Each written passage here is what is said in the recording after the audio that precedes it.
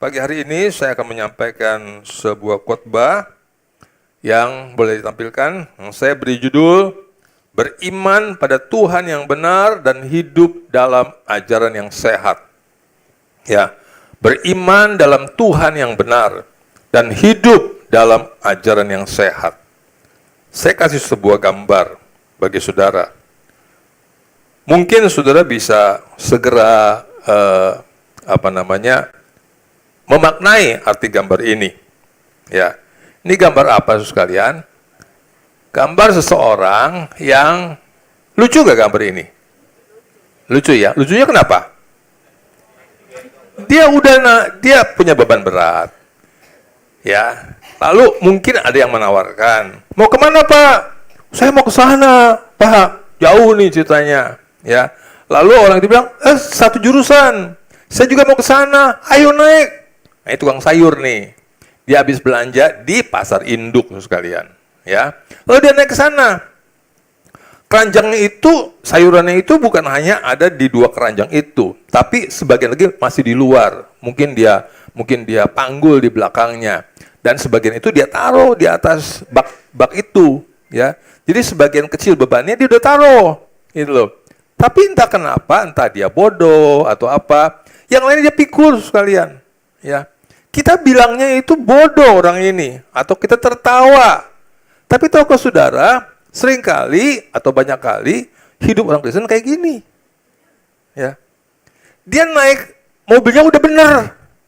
Dia tanya, ini mobil mau kemana? Ke sana. Saya juga mau ke sana. Boleh ikut gak? Silakan, ikut. Udah benar sekalian. Ya, kita juga sebagai orang Kristen. Sebelum sampai di sini, saya lupa baca ayatnya. Tolong tampilkan dulu Galatia pasal berapa tadi? 5. Yang ini dulu, ayat dulu. Ya, saya terlalu cepat. Ya, Galatia 5, ayat 1 sampai dengan 6. Kita akan baca bergantian, saya baca ayat pertama, sudah kedua, dan seterusnya sampai ayat 6. Supaya kita sungguh-sungguh merdeka, Kristus telah memerdekakan kita. Karena itu, berdirilah teguh dan jangan mau lagi dikenakan kuk perhambaan. 2.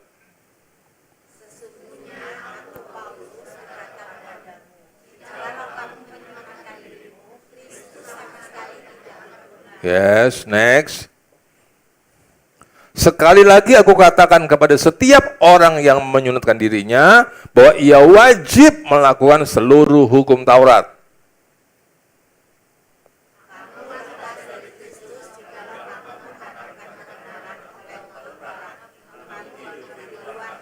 Yes, ayat kelima. Sebab oleh roh dan karena iman kita menantikan kebenaran yang kita harapkan. Orang-orang yang ada dalam Kristus Yesus, hal bersunat atau tidak bersunat tidak mempunyai sesuatu arti, hanya iman yang bekerja oleh kasih. Ya, itulah inti perikop yang akan kita pelajari pada pagi hari ini. Kembali kepada slide saya, monitornya boleh tambah sedikit lagi. Ya, nah, jadi orang Kristen sekalian yang mereka mengerti tentang Tuhan yang benar. Mereka tahu bahwa di luar Kristus tidak ada keselamatan. Mereka tahu. Karena itu, waktu mereka sudah mendengar berita Injil, timbul iman dalam diri mereka. Oh, ternyata saya hanya bisa selamat melalui nama Yesus. Karena di bawah kolong langit ini tidak ada nama lain yang diberikan kepadanya di mana manusia bisa selamat kecuali di dalam nama Tuhan Yesus Kristus. Terima kasih buat aminnya. Makasih buat amin yang 1000 watt. Ya, itu. Ya, kita percaya sekalian. Nah, mungkin ketika saudara berbicara kepada orang-orang dari keyakinan lain, mereka akan bilang begini, ya itu kan kata Alkitab kamu, kata kitab suci kamu, kata kitab saya beda. Nah, kalau kita tidak sungguh-sungguh mengerti, kita akan mulai berpikir, iya ya, ini kan kata saya, kata komunitas saya, kata gereja saya, orang lain nggak begitu kok. Ya, jangan-jangan mereka juga bisa selamat. Ya, karena kitab mereka mengatakan seperti itu. Saudara sekalian, ingat, kita ini orang Kristen. Dan pegangan orang Kristen hanya kitab suci. Ada amin. Orang lain boleh bilang apa saja. Kitab suci lain boleh bilang apa saja. Kita tidak perlu menilai. Kita bukan hakim. Kita tidak perlu mengatakan kamu salah, kitabmu salah. Kita nggak belajar itu. Ya, kita nggak bilang mereka salah. Kita nggak bilang mereka salah. Kita nggak bilang kitab mereka salah. Kita cuma bilang kita yakin, kita percaya. Itu aja sekalian. Ya. Dan kalau kita yakin, kalau kita percaya, kita harus mengerti, harus paham, harus yakin, harus percaya bahwa keselamatan hanya di dalam Yesus. Dan sekarang kita sudah menjadi orang Kristen. Udah benar nih sekalian. Berimannya sudah pada Tuhan yang benar. Tetapi oleh karena pengajaran yang salah, oleh karena pengajaran yang campur aduk, makanya di dalam hidup kita ini kita masih pikul beban sendiri. Kita masih pikul beban. Kita masih merasa saya harus begini, saya harus begitu, harus begini, harus begitu, supaya pada akhirnya saya sampai di tujuan itu. Itu yang terjadi sekalian. Itu di tempat lain, di gunung-gunung sana. Di GCB GLC udah nggak begitu. Makasih buat aminnya. Oh iya, saya baru ingat. Kita kan GCB GLC. GLC-nya itu Green Lake City. Memang sesuai dengan tempat. Tapi saya merasa Tuhan memberikan kepada saya sebuah kepanjangan yang lain. GCB-nya tetap, tapi GLC-nya saya mau kasih istilah lain. Bukan Green Lake City lagi, tapi Grace Light Church. Do you understand English? Ya, Grace Light Church. Pas-pasan kan? GLC. Ya, artinya gereja yang diterangi oleh kasih karunia. Itu artinya Grace Light Church. Ya. Nah, kita harus paham sekalian, kita udah ada di gerobak yang benar. Kita udah ada dalam Yesus yang benar. Tapi dalam hidup kita ini, kadang-kadang kita pikul beban. Karena ajarannya bilang begitu. Kamu harus memikul bebanmu. Ya. Padahal Tuhan bilang, marilah kepadaku, kamu yang letih lesu dan berbeban berat. Aku akan beri kelegaan pada kamu. Kalau namanya kelegaan, sekalian, tadinya pegang dua keranjang, bukannya satu kasih Tuhan, satunya kita. Itu nggak lega. Nggak lega. Ya, satu keranjang kasih Tuhan, satu keranjang kita, lama-lama kita punya bahu nurun, begini. Ya. Kalau namanya lega itu, semuanya serahin sama Tuhan. Halo, amin. 1000 watt. Itu baru namanya lega, sekalian. Ya.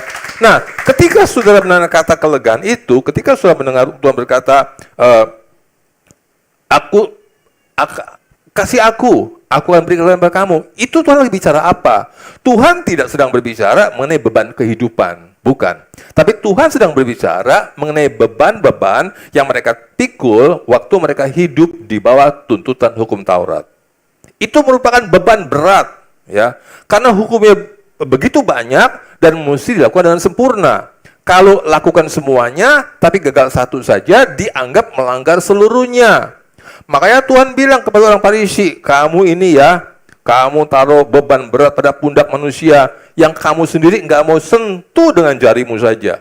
Jadi orang-orang Farisi, ya Rabi-Rabi Yahudi, mereka juga tahu bahwa beban hukum Taurat begitu berat sehingga mereka nggak mau sentuh. Tapi mereka bilang orang lain mesti tanggung itu sekalian.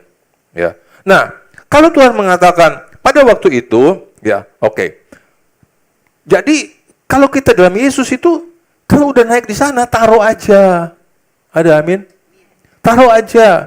Saudara boleh bawa koper, 2 koper, ya, pergi ke Singapura, pergi ke Amerika, boleh bawa 2 koper itu.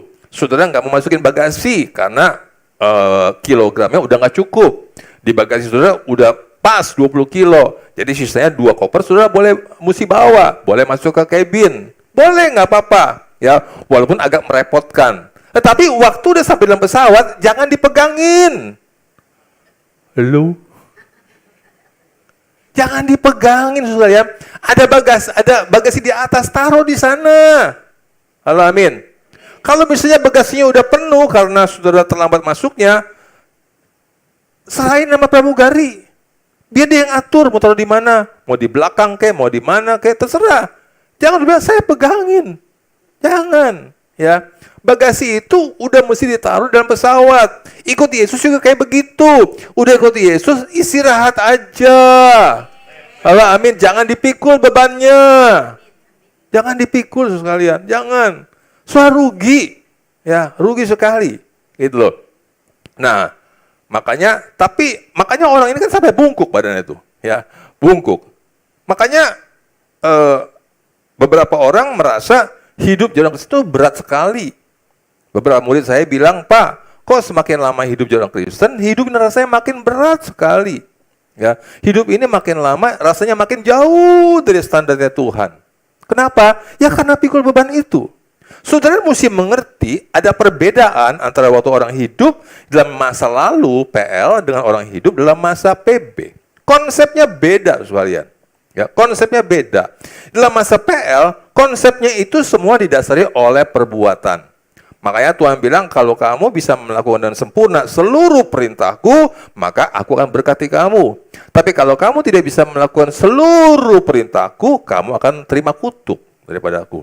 Konsep di PL itu sekalian.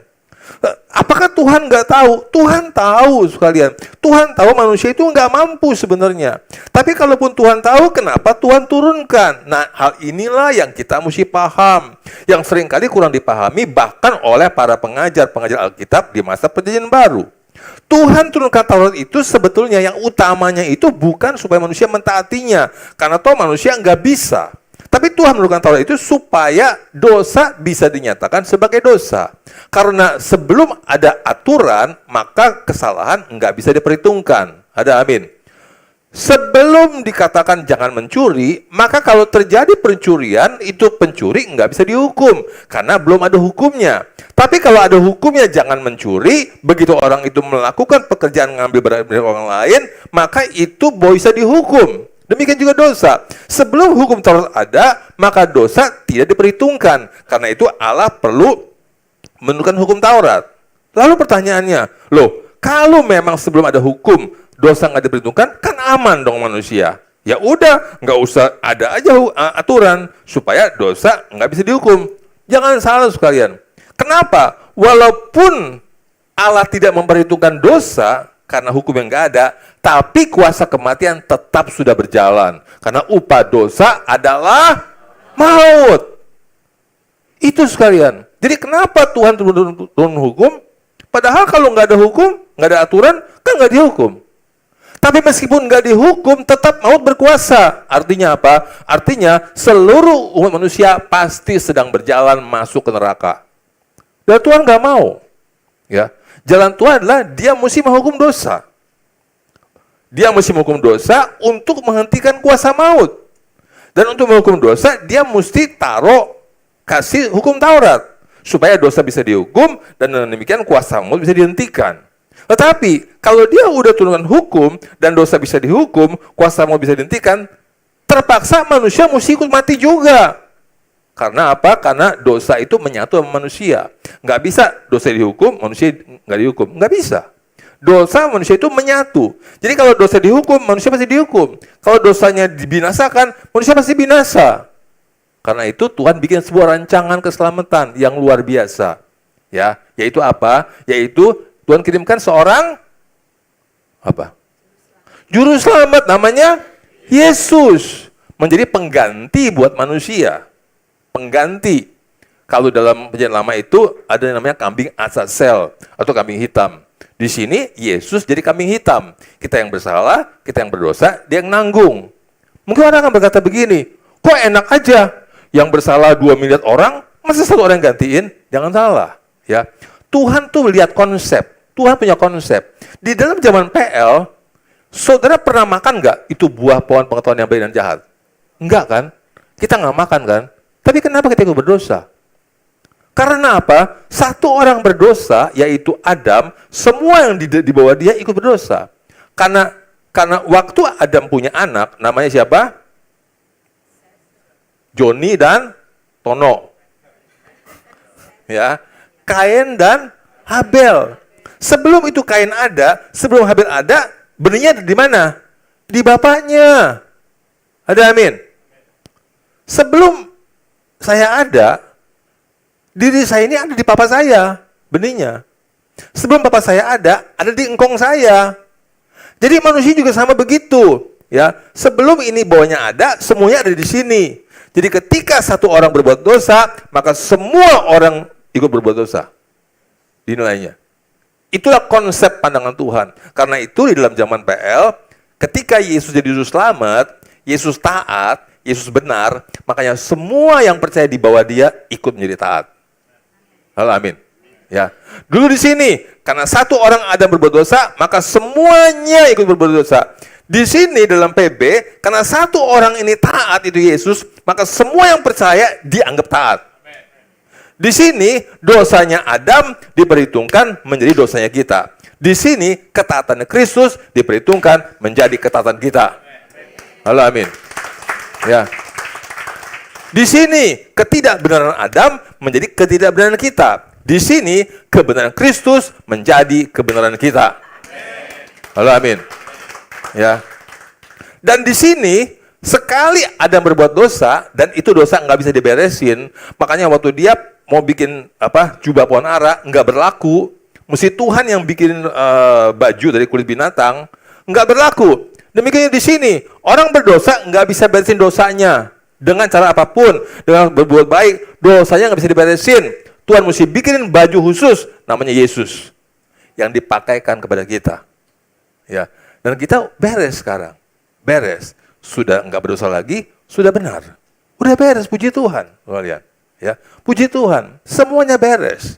Ya, nah karena itu konsep PL ini cuma berlakunya di sini. Ya, Pak, kan konsep PL cuma berlaku bagi bangsa Israel, nggak berlaku bagi orang-orang asing. Yes, Hukum Taurat hanya berlaku buat orang Israel. Hukum Taurat tidak pernah didesain untuk orang asing, tidak. Ya, tapi kita berbicara apa? Kita berbicara mengenai konsep legalisme. Konsep legalisme itu artinya benar, salah, jahat, baik, boleh, enggak boleh. Itu konsep legalisme. Ya, konsep legalisme seperti itu. Dalam zaman PL semuanya begitu, namanya konsep legalisme. Nah, bagi orang-orang non-Yahudi, dia nggak berlaku Taurat, tapi tetap berlaku konsep legalisme. Ya, kenapa? Karena cara kerja dunia memang begitu. Cara kerja dunia memang boleh, enggak boleh, jahat, baik, benar, salah. Semuanya begitu. Itu konsep legalisme. Ya, cara kerja dunia seperti itu. Tetapi sayangnya sekalian, cara kerja dunia seperti itu lalu diambil, diadopsi menjadi cara gereja Tuhan dalam gereja. Itulah yang membuat orang Kristen ini hidup bawa beban. Hidup bawa beban. Imannya udah benar, Tuhan udah benar, tapi hidupnya salah. Bawa beban.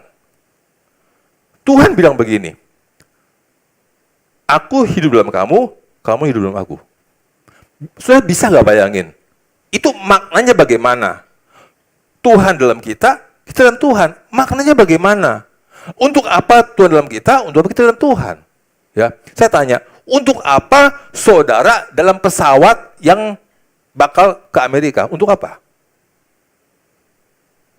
Belum pernah ke Amerika nih, ketahuan. Ya. Untuk apa saudara berada dalam pesawat? Supaya engkau bisa sampai ke tempat tujuan itu. Kalau itu pesawat mau ke Amerika, engkau ada di pesawat, engkau sampai ke Amerika. Jadi kita ada dalam pesawat supaya sampai ke tujuan. Kita ada dalam Yesus supaya kita sampai ke surga. Kalau nggak dalam Yesus, engkau nggak bisa sampai ke surga. Nggak bisa. Lalu pertanyaannya, untuk apa Yesus dalam kita? Paulus bilang begini, aku ini udah mati, tersalib, karena hukum Taurat, namun aku hidup. Tetapi bukan aku lagi yang hidup, melainkan Kristus hidup dalam aku. Dan hidupku yang kuhidup dalam daging adalah hidup oleh iman karena anak Allah, karena kepercayaan kepada anak Allah yang mengasihi aku. Kita hidup dalam Kristus supaya sampai ke surga. Kristus hidup dalam aku supaya aku bisa menjalani hidup yang sewajarnya. Halo, amin. Ya, kita di gerejanya mesti begini, mesti begitu, mesti begini, mesti begitu. Waktu penginjilan, selamat gampang, sederhana, nggak usah ngapa-ngapain, gratis, percaya saja. Aduh, ternyata gampang ya selamat ya, ternyata gampang ya masuk surga ya. Iya, gampang. Masuk ke gereja, mulai ibadah, dan khotbah. Hari pertama, engkau mesti begini. Minggu kedua, Tambah lagi, engkau mesti begitu. Minggu ketiga, keempat, kelima, mesti begini, mesti begitu. Lama-lama kok banyak amat. Mendingan di luar aja. Ya. Itu konsep PL dibawa ke PB. Ya. Padahal konsepnya beda. Alkitab mengatakan, hukum Taurat hanya berlaku sampai Kristus datang. Sekarang Kristus sudah datang. Artinya apa? Hukum Taurat nggak berlaku lagi. Sedangkan dalam gereja masih kalian diajarkan mengenai harus taat hukum Taurat. Tidak. Hukum Taurat hanya berlaku sampai Kristus datang. Legalisme hanya berlaku sampai Kristus datang. Tapi setelah Yesus datang, hidup kita bukan lagi didasari oleh aturan tertulis, karena hukum yang tertulis mematikan, tapi Roh menghidupkan. Hidup kita sekarang bukan berdasarkan aturan yang tertulis. Hidup kita berdasarkan pimpinan Roh, yaitu apa? Hidup Yesus dalam aku. Amin. Istirahat. Istirahat dalam hidupnya Yesus. Ya. Seorang pria sewajarnya dia akan menyukai lawan jenis. Seorang anak gadis sewajarnya dia akan menyukai lawan jenisnya. Tapi apakah seorang pria harus menyukai seorang wanita? Enggak harus. Kalau dia nggak mau, boleh nggak? Boleh aja. Dia pria, tapi saya nggak perlu perempuan. Bahkan saya nggak mau menikah, boleh nggak? Boleh aja. Aneh nggak? Nggak aneh, nggak aneh. Tapi kalau seorang pria suka sama pria, aneh nggak? Wajar nggak? Nggak wajar, nggak wajar. Ya, kalau dia seorang pria, dia wajarnya dia mesti suka sama wanita. Kalau dia wanita, wajar dia suka sama pria. Hidup Kristen itu ada hidup yang wajar. Apa hidup yang wajar? Hidup wajar orang Kristen adalah seperti Yesus. Bisa gak? Nggak bisa. Nggak bisa. Tapi kenapa si pria itu kok waktu kecil sih nggak apa-apa. Saya masih waktu saya zaman SD, kadang-kadang disuruh duduk sama teman perempuan, malu lu sekalian. Duduk sama cewek, duduk sama cewek. Tapi kalau udah dewasa kan enggak. Kok nggak ada cewek mau sama saya? Beda. Ya, kalau udah besar itu kok naluri bertumbuh, nggak diajarin, ayo dong cari cewek dong, cari cewek, nggak diajarin, kepengen sendiri. Itulah hidup Kristen. Kita kepengen melakukan yang benar, bukan karena harus, tapi karena hidup Yesus dalam kita. Ada amin. Ingat ya, Yesus tidak pernah menurunkan agama. Tidak, agama diciptakan oleh manusia. Karena apa? Itu tidak, agama itu kacau. Oleh karena manusia, para pemuka agama melihat manusia hidup kacau, mesti diturunkan agama supaya manusia nggak kacau. Tapi yang terjadi adalah justru agama menimbulkan kekacauan.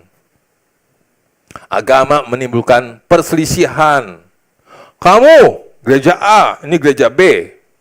Gereja itu percaya, gereja ini percaya Roh Kudus. Gereja itu nggak percaya Roh Kudus. Oh, nggak punya Roh Kudus. Gereja ini ibadah tepuk tangan, sana mati, sunyi. Yang sana bilang, kita nggak sunyi, kita hikmat, kamu ribut. Agama itu menimbulkan kekacauan, nggak beres. Bukan hanya agama sama agama, sesama aliran saja, kalau beda pengajaran, ribut. Sama pendeta besar, ribut. Internal, ribut. Banyak yang begitu. Tapi kita nggak begitu. Ada amin. Kenapa? Because this is our second home. Ya, saudara mesti mengerti itu. Ya, jadi konsepnya udah beda sama sekali. Dan boleh saya katakan, kita ya dulu begitu. Ya, dan sebagian besar komunitas Kristen masih kayak begitu. Ini parah sekali. Makanya Paulus itu sangat menentang. Dia kan jemaatnya ada dua kumpulan. Waktu itu Yunani sama Yahudi. Ya, Yahudi itu kan umat pilihan. Yunani itu disebutnya Gentiles, orang asing. Ya. Nah, lama-lama yang Yunani ini kena ajarannya Paulus mau jadi orang Kristen. Tapi yang Yahudi bilang gini, percaya Yesus bagus, tapi nggak cukup. Kamu mesti jadi orang Yahudi juga. Yaitu apa? Melakukan sunat. Kalau nggak sunat, cuma percaya Yesus, nggak bisa. Paulus sangat menentang hal itu. Kenapa? Kenapa Paulus menentang? Kan yang penting udah percaya Yesus. Iya, udah percaya Yesus. Kalau pakai surat juga nggak apa-apa dong. Kenapa Paulus menentang? Oleh karena apa? Oleh karena Yesus sudah merubuhkan tembok pemisah. Apa tembok pemisah? Di dalam zaman itu, ya, di dalam bait suci, itu antara kelompok orang Yahudi sama kelompok non-Yahudi, sama-sama Kristen, itu ada tembok pemisah. Ya, pemisah. Itu tembok fisik. Tembok secara spiritual itu ajaran. Pokoknya kalau kamu nggak nurutin Taurat, bukan kelompok kita, kelompok sana. Beda.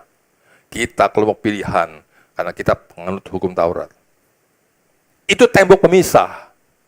Tapi Tuhan, Yesus, sudah merobohkan tembok pemisah. Itu. Ya. Makanya orang Kristen non-Yahudi itu halamannya beda. Orang Yahudi di dalam sini. Ya. Dan di dalam kelompok orang Yahudi ini ada banyak prasasti. Isinya tulisan-tulisan. Kalau ada orang yang berani masuk mana, hukumannya begini. Kalau berani masuk aja dihukum. Dihukum. Padahal Tuhan Yesus waktu kematian di kayu salib, dia telah merobek tabir bait suci. Ada amin. Semua orang welcome sama dia. Ya. Jadi konsepnya udah beda banget tuh sekalian. Tapi memang tidak mudah merubah hal ini pandangannya pada kita karena berpuluh tahun kita dicekoki, diindoktrinasi dengan pengajaran yang tidak sehat. Ya. Karena itu saudara kalau nggak paham begini, saudara kalau setengah-setengah, saudara akan bingung. Ya, sana sini. Pak, kan katanya hukum Taurat Tuhan bilang 1 titik, 1 iota nggak akan dihilangkan. Iya. Tapi buat siapa itu? Paulus juga nggak nyalakan hukum Taurat. Paulus bilang hukum Taurat itu benar dan kudus. Hukum Taurat dari Allah, benar dan kudus. Paulus nggak bilang salah. Yesus datang bukan untuk mempertentangkan Taurat sama kasih karunia. Enggak. Yesus datang justru untuk menggenapi hukum Taurat. Ada amin. Artinya apa? Seluruh tuntutan hukum Taurat yang mestinya dilakukan, dipenuhi oleh manusia nggak bisa, Tuhan yang memenuhi. Tapi hasilnya dikreditkan kepada manusia. Puji Tuhan. Nilainya dikasihkan manusia. Yesus taat, berarti nilainya 100. 100-nya itu dikasih kita. Lulus dah. Haleluya. Kita lulus. Hukum Taurat. Udah nggak ada lagi tuntutan. Makanya Roma 8, ayat 1 bilang apa? Barang siapa yang ada dalam Kristus, dia tidak lagi berada di bawah penghukuman. Nggak ada. Nggak hukum. Itulah hebatnya hidup kita sekalian. Kristus nggak kasih agama, tapi dia bilang begini, aku datang untuk memberikan kepada kamu hidup. Dan hidup dalam segala kelimpahan. Yesus datang bukan kasih aturan, Yesus datang bukan kasih legalisme, Yesus datang kasih hidup sama kita. Tadinya kita hanya punya kematian yang akan bawa kita ke neraka. Begitu kita percaya, terima Yesus, Yesus datang kasih hidup sama kita. Tuhan bukain saya mengenai seorang bayi. Pak Nopi lahir tanggal berapa? Bulan 13. Bulan 11, ingat. 8 bulan 11. Yang mau kasih kado, silakan. Ya, 8 November. Jadi itu hari lahir berapa ya? Hari lahir berapa? Hari lahir. Iya, tanggal lahir. Sebenarnya Bapak betul-betul lahir tanggal 8 November atau kapan Bapak lahir pertama kali? Bukan. Ketika terjadi pembuahan dalam rahim mamanya Pak Novi, dia sudah lahir.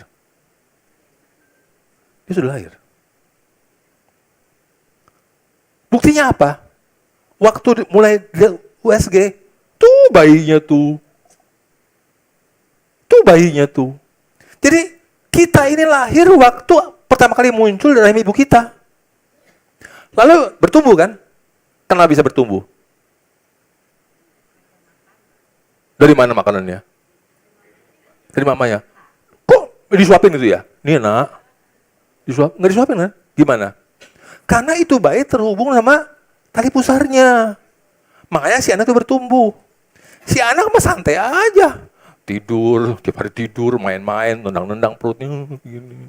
Ya. Tapi dia bertumbuh, dia terima supply dari mamanya. Kita lahir di dalam Yesus. Terhubung dengan Yesus. Terima supply kehidupan dari Yesus. Dan bertumbuh. Haleluya. Makanya Daud berkata, kejadianku dahsyat dan ajaib. Kejadian saudara saya dahsyat dan ajaib. Lahir dalam Yesus, terhubung dengan Yesus. Makanya kita terima supply dari dia. Kita bertumbuh. Kita enggak terima supply dari aturan. Enggak. Kita terima supply dari sumber hidup itu, yaitu Yesus. Ada amin. Harus mengerti ini sekalian. Dahsyat luar biasa. Akan mengubahkan hidup Kristen saudara. Akan buat hidupmu bergairah dalam Tuhan. Ya. Nah ini. Makanya kemudian dikatakan supaya kita sungguh-sungguh merdeka. Bukannya supaya setengah merdeka. Supaya benar-benar merdeka. Makanya Kristus telah memerdekakan kamu. Kristus bukan akan memerdekakan kamu, tapi Kristus telah memerdekakan kamu. Makanya ada lagu, ya, walaupun lagu itu nggak cocok sih kalau nyanyi sekarang. Sekarang saya sudah bebas, nggak sekarang sih, udah lama bebasnya, udah lama. Terus tahun Yobel? Sebetulnya nggak tepat lagi. Kita nggak boleh nyanyi tahun Yobel. Tahun Yobel itu bagi Israel. Bagi kita nggak ada tahun Yobel, nggak ada. Baik kita tahun kemerdekaan ketika Kristus mati. Kita nggak pakai tahun Yobel, nggak. Jadi itu lagu nggak boleh dinyanyiin buat kita sekarang. Itu bagi Israel, ya. Supaya kita semua merdeka, Kristus telah memerdekakan kamu. Udah merdeka kita. Merdeka dari apa? Kan saya nggak di Taurat. Iya, merdeka dari legalisme. Merdeka dari hukum boleh nggak boleh, salah bener, jahat baik. Pak, masa kita hidup di sini nggak pakai aturan? Siapa bilang? Ibadah aja ada aturan jamnya? Ada kan? Ya. Sekolah aja ada aturannya. Kantor ada aturannya, jam masuk, jam pulang. Ada. Tapi hidup kita itu, memang cara kerja dunia mesti ada aturan. Memang begitu kok isinya. Tata tertib di kantor, tata tertib di sekolah, di mana-mana. Ada, itu cara kerja dunia kayak begitu. Ya. Terpaksa kita ngikutin. Karena kita kan kerja di sini. Kalau kita nggak ngikutin kantor, kita bilang, Pak, saya udah merdeka dari hukum legalisme. Di mana? Yesus. Oh, kerja sama Yesus. Jangan kerja sama saya. Jadi kerja di dunia itu memang ada aturan. Pertanyaannya, lalu saya hidup dalam Islam ada aturan? Ada. Tapi apa? Hidup Yesus dalam kita. Saya tanya, hidup pribadinya Yesus teratur apa tidak? Kalau guru bertanya, murid? Ya. Hidupnya Yesus itu teratur apa enggak? Tertib apa enggak? Tertib. Dan hidup itu dalam kita. Makanya hidup kita juga sewajarnya, bukan seharusnya loh ya, sewajarnya tertib. Karena hidup Kristus dalam kita. Jadi, hidup Kristen mesti begini, mesti begitu. Enggak. Aturan agama, iya. Aturan agama mesti begini, mesti begitu, iya. Tapi hidup Yesus dalam kita, itulah yang membuat kita sewajarnya hidup kita tuh lebih beres, lebih benar. Ya. Walaupun saudara kalau punya anak, lahir, ya. Terus ngompol. Baru lahir nih bayi kan. Terus ngompol. Ma, ngompol. Saudara lari loh. Kalau bayimu ngomong begitu. Waktu dia ngompol, dia nangis aja. Waktu dia pup, dia lapar. Ya, lapar. Mulut dia, kenapa? Mamanya tahu, aus. Itu dia gini. Oh, aus. Mamanya nggak bilang, ngomong dong kalau haus. Ngomong kalau lapar. Nggak bilang begitu, mamanya tahu. Ya, jadi waktu dia masih kecil, memang begitu. Kita, waktu masih muda rohani, memang juga masih ngaco hidupnya. Masih ngaco. Wajar. Tapi kalau dia bertumbuhnya benar, secara mentalnya benar, waktu dia gede, dia akan ngompol lagi. Kenapa? Dia tahu diri. Sebelum tidur, pipis dulu. Karena kalau belum tidur nggak pipis, ntar malam bisa mimpi, bisa ngompol. Ya. Kalau dia lapar, dia nggak cuma nangis, teriak guling-guling, nggak. Ma, ada makanan nggak? Ma, lapar. Ma, lapar. Ya.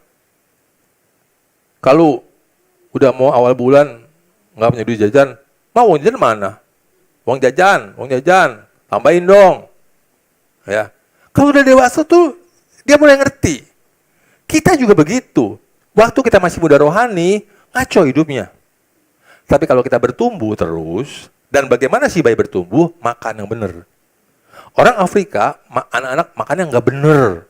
Banyak kurus kering, karena makan yang nggak benar. Kalau orang Kristen makan yang nggak benar, kurus kering secara rohani. Ya. Dan makan itu nggak usah disuruh. Kalau masih kecil, makan disuruh. Ayo, makan. Udah gede, cari makan sendiri. Halo, amin. Kalau udah gede masih disuruh, itu nggak bertumbuh artinya. Ya. Kalau dia udah besar, dia ngerti lapar. Kalau kita rohani bertumbuh, kita ngerti kebutuhan kita. Makanya, jangan girang. Saudara pikir saya bakal taat. Enggak, saya cuma taat pada Yesus. Saya nggak taat pada AB. Ya. Jadi, harus baca Alkitab Pak. Bukan soal itu. Kalau engkau dewasa, engkau ngerti kebutuhanmu. Engkau baca Alkitab bukan karena harus, entar dimarahin Tuhan. Engkau baca Alkitab karena engkau tahu kebutuhanmu. Waktu masih kecil, anak itu nggak tahu kebutuhannya. Nggak tahu mesti makan sayur, nggak tahu mesti makan daging, nggak tahu mesti makan yang sehat-sehat. Taunya apa? Kerupuk. Kerupuk taunya. Kerupuk sama permen. Nggak tahu kebutuhannya. Dia nggak tahu bahwa kerupuk permen itu bisa merusak dirinya. Bisa batuk lah, bisa giginya jadi rusak lah. Kalau dia udah besar, dia ngerti kebutuhannya. Kalau kita bertumbuh rohani, kita ngerti kebutuhan kita. Kita ngerti, iya saya mesti ibadah dengan setia. Saya mesti ke gereja. Saya mesti dengar firman. Saya mesti baca Alkitab. Because I know what I need. Aku ngerti apa yang menjadi kebutuhan aku. Kristus telah memberikan kamu, karena itu berdiri teguh. Berdiri teguh dalam kemerdekaan. Teguh dalam kemerdekaan. Bukan teguh sampai manggul ini, bukan. Teguh dalam kemerdekaan. Udah taruh, duduk aja situ. Mau tidur kayak, mau apa kayak. Ya, dan jangan mau lagi dikenakan kuk perhambaan. Udah orang Kristen masih nggak di sini nganutnya. Udah orang Kristen udah dengar firman benar, masih mau di sini jalaninnya. Engkau tetap membiarkan dirimu hidup dalam perhambaan. Sesungguhnya aku Paulus berkata kepadamu, jikalau kamu menyunatkan dirimu, Kristus sama sekali nggak berguna buat kamu. Kalau engkau masih mengatakan harus begini, harus begitu, begini, begitu, Kristus nggak berguna buat kamu. Paulus bilang, nggak berguna. Nggak berguna. Bukan nggak berguna untuk keselamatan. Saya mesti begini begitu, apa nggak selamat? Selama engkau iman kepada Yesus, engkau selamat. Cuma engkau lelah dalam hidupmu. Kau mesti berjuang terus, mau upayakan dirimu jadi berkenan di depan Tuhan. Ya, tapi Tuhan bilang, nggak, jangan perhamba. Kalau engkau bilang, oh, saya mesti begini, mesti gitu, boleh. Tapi engkau harus taat dengan sempurna. Makanya orang Kristen, para pengajar, begitu mereka ngomong soal ketaatan, saya selalu bilang, oke, kalau engkau bicara ketaatan, artinya ketaatan yang sempurna. Kalau sesuatu nggak bisa berlaku. Kalau engkau nggak bisa sempurna, jangan bicara soal ketaatan. Kalau engkau bicara soal ketaatan, artinya taat sempurna. Nggak ada ketaatan separuh. Sekali lagi, aku katakan kepada kamu, siapa orang yang menurut dirinya, bahwa ia wajib melakukan seluruh hukum Taurat. Nah, kamu lepas dari Kristus jikalau kamu mengharapkan kebenaran oleh hukum Taurat. Lepas itu beda sama selamat. Selamat itu karena percaya. Ya, ini cuma hidupnya susah. Ya, hidupnya bikin tembok. Sama Kristen non Kristen. Kamu hidup dalam kasihnya. Sebab oleh roh dan karena iman, kita menantikan kebenaran yang kita harapkan. Sebab oleh roh dan karena iman. Kita hidup karena siapa? Roh Yesus, Roh Kudus. Itulah hidup yang kita dapat waktu kita dilahirkan kembali dalam Kristus. Si bayi hubungnya sama apa? Tali pusat. Kita hubung sama Tuhan karena apa? Karena iman. Halo?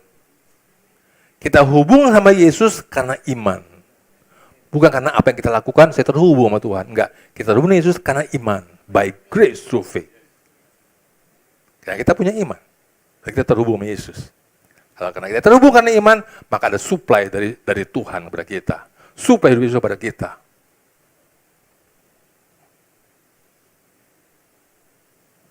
Sebab bagi orang-orang yang dalam Kristus, hal bersunat atau tidak bersunat tidak punya suatu arti, hanya iman yang bekerja oleh kasih. Iman itu dari Tuhan. Karena iman timbul dari pendengaran. Dan pendengaran akan firman Kristus. Jadi iman itu dari Tuhan. Kasih itu juga dari Tuhan. Dua-dua dari Tuhan. Kenapa Tuhan kasih iman? Kenapa Tuhan berfirman kepada kita? Supaya kita punya iman. Kenapa kita mesti punya iman? Kita mesti punya iman supaya kita bisa menerima anugerah Tuhan. Luar biasa Tuhan ya. Itu yang dilakukan sama kita. Dia udah kasih iman belum? Udah. Karena dia kasih firman. Penginjilan. Kasih, dia udah buktiin. Dia mati di kayu salib. Nah kita udah punya dua-duanya. Iman yang bekerja oleh kasih. Ini kita lewatin, tadi sudah bahas. Ya. Ini juga nggak perlu, kita boleh lewatin. Ya. Nggak perlu. Nah, tanda hidup, ini cepat aja. Tanda hidup dari hukum Taurat, legalisme. Kebenaran manusia dinilai dari perbuatannya, disertai upah atau sanksi. Hukum Taurat atau legalisme selalu bersifat memperhamba karena larangan dan kewajiban yang harus ditaati dengan sempurna.